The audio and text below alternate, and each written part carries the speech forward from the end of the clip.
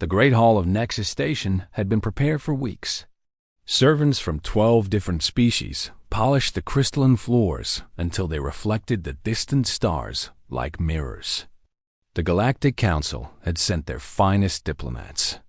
They wore robes of silk and carried tablets filled with trade agreements. Every chair was arranged in perfect order. Every translator was tested 3 times. The Council believed they were ready for anything. They were wrong. High Counselor Veth stood at the center of the chamber. His gray scales caught the light as he checked the time display again. The humans were late. This did not surprise him. Humans were always late. They were a young species, barely 500 years into space travel. The Council had watched them crawl from their small blue world with mild interest. They built colonies. They established trade routes. They did everything expected of a primitive civilization finding its feet among the stars. But something had changed in the last decade. Human ships began appearing in places they should not be. Human merchants offered prices that made no sense. Human engineers solved problems that had troubled other species for centuries. The Council grew nervous. They decided to call a summit. They would remind the humans of their place. They would explain the rules. They would offer friendship, but friendship with limits. The invitation had been sent 6 months ago. The humans accepted immediately. They promised to send their finest ambassador. They promised peace and cooperation. The Council believed them. Veth looked around the chamber. Representatives from the Korath Empire sat in their armored suits, their 4 eyes scanning the room with suspicion. The illuminated ones floated in their containment fields, their energy forms pulsing with ancient wisdom. The merchants of Threx counted their credits and whispered about potential profits. Everyone was present. Everyone except the humans. A young aide rushed into the chamber. Her footsteps echoed against the crystal floor. She was breathing hard. Her scales had turned pale with fear. "High Counselor," she said. "The humans, they are here." Veth nodded slowly. "Then bring them in. We have waited long enough." The aide shook her head. "Counselor, you do not understand. They did not send an ambassador." "What do you mean?" "Look outside." Veth walked to the observation window. The other delegates followed him. They pressed against the glass like children watching a storm approach. What they saw made every conversation stop. What they saw made hearts beat faster and minds race with terror. The human fleet had arrived. Not 1 ship, not 10 ships, not even 100 ships. The darkness of space was filled with vessels. Dreadnoughts the size of small moons blocked out the stars. Carriers released swarms of fighters that moved like angry insects. Destroyers held position in perfect formation. Battlecruisers powered weapons that glowed with deadly energy. The fleet stretched beyond the horizon of sight. It stretched into infinity. Veth felt his legs grow weak. He had seen military power before. The Korath Empire had strong ships. The Illuminated Ones commanded forces of pure energy. But this was different. This was a statement written in metal and fire. This was a message that needed no translation. "How many ships?" he whispered. The aide checked her tablet with trembling hands. "Our sensors cannot count them all. At least 3,000 confirmed. Possibly more." A Korath general stepped forward. His name was Torak. He had fought in 12 wars and won them all. He looked at the human fleet and said nothing for a long moment. Then he spoke in a voice that carried no emotion. "We made a mistake." The chamber erupted in chaos. Delegates shouted at each other. Some demanded an immediate surrender. Others called for their own fleets. The merchants of Threx began calculating the cost of destruction. The Illuminated Ones pulsed with rapid communication that no one else could understand. Veth raised his hand for silence. The room slowly grew quiet. "We must understand what this means," he said. "Perhaps they come in peace. Perhaps this is simply a show of respect." Even as he spoke the words, he knew they were hollow. You did not bring 3,000 warships to a peaceful summit. You did not darken the sky with weapons when you came to sign treaties. The humans had sent a message. The Council simply had not expected to receive it. A communication signal flashed on the main screen. Someone was hailing them.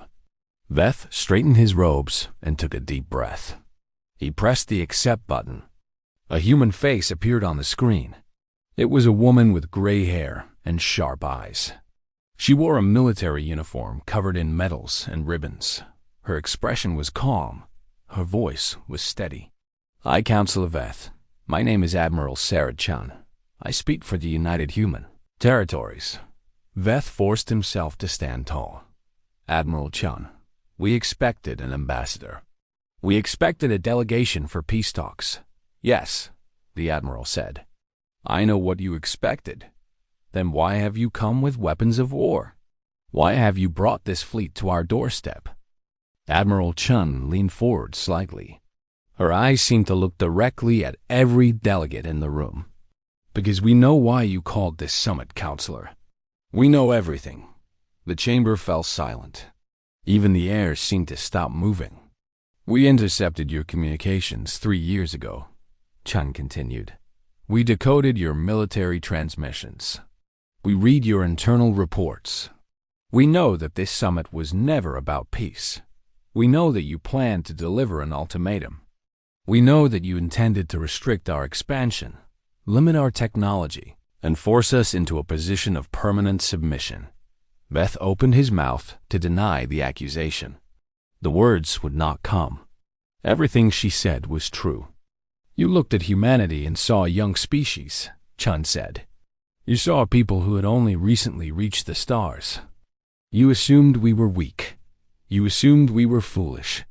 You assumed we would bend to your will because we had no choice." She paused. Her eyes grew harder. "You were wrong." The screen split into multiple images.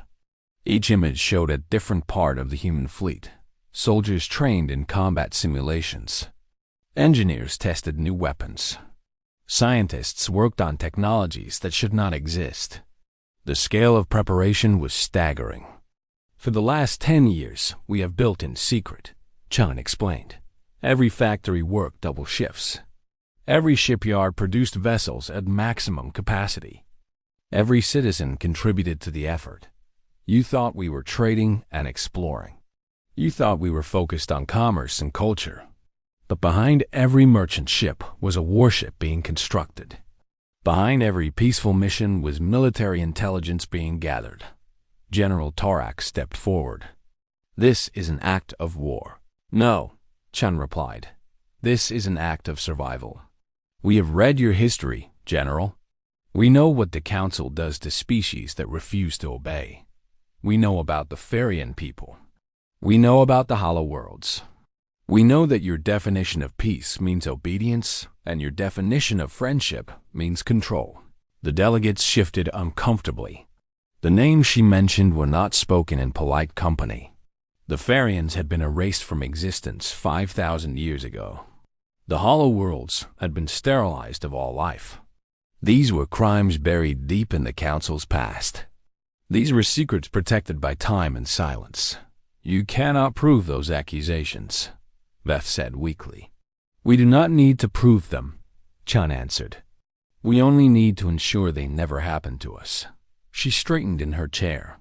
Her voice became formal. "The United Human Territories does not seek war. We do not desire conflict. We have not come here to destroy you.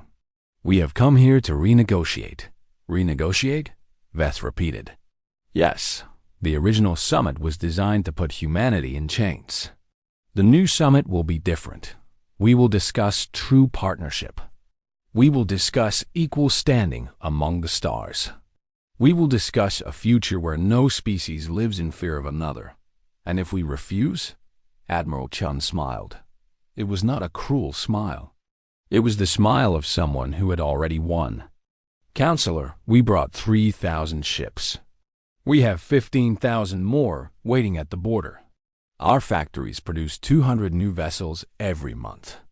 Our population grows by millions each year.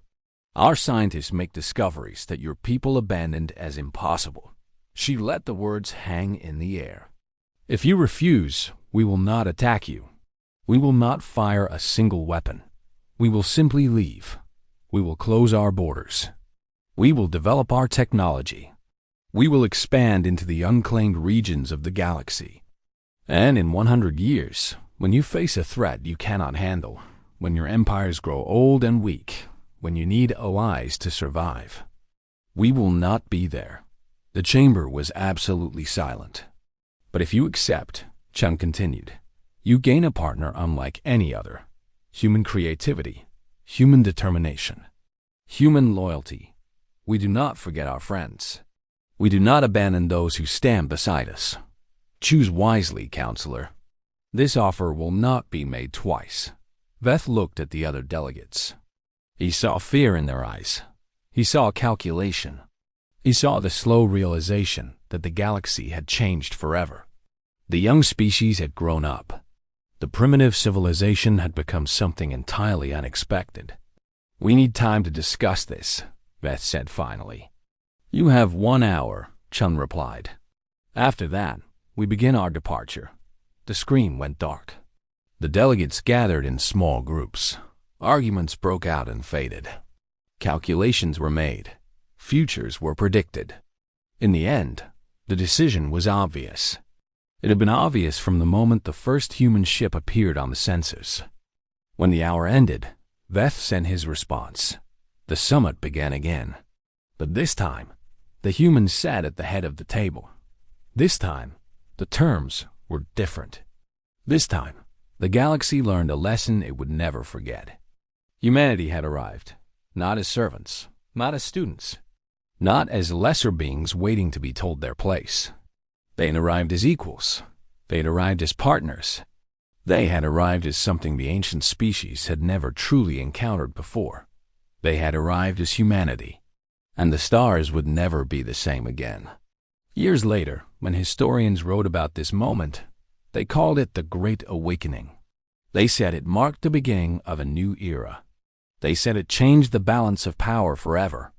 But Admiral Chun never saw it that way. When reporters asked her about the summit, she would simply shrug and offer a small smile.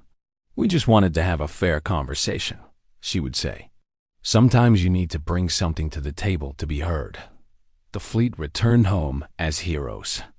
The treaties were signed with genuine cooperation. The council learned to respect their new partners. And humanity spread across the stars with their heads held high. The summit had awaited ambassadors. It received something better. It received a species that refused to be anything less than what they truly were. It received humanity at its finest.